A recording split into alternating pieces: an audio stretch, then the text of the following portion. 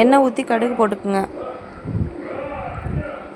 வெங்காயம், தக்காளி, பச்சை மிளகாய் ஆட் பண்ணிக்கோங்க.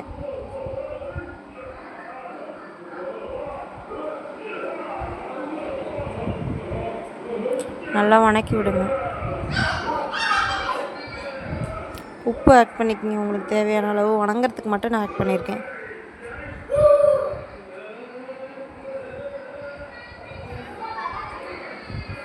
மஞ்சள் தூள், சாம்பார் தூள், மிளகாய் தூள்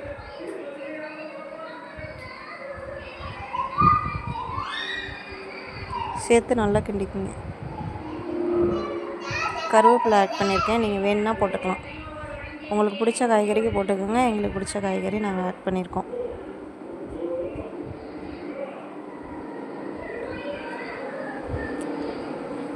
நல்லா கிளறி விட்டுருங்க. ஒன்று சேர கிளறி விடுங்க.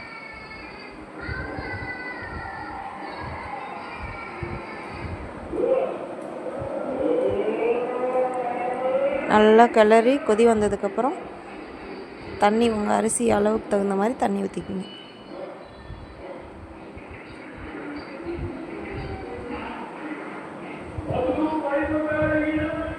நல்லா கொதி வரட்டும். கொதி வந்ததுக்கப்புறம்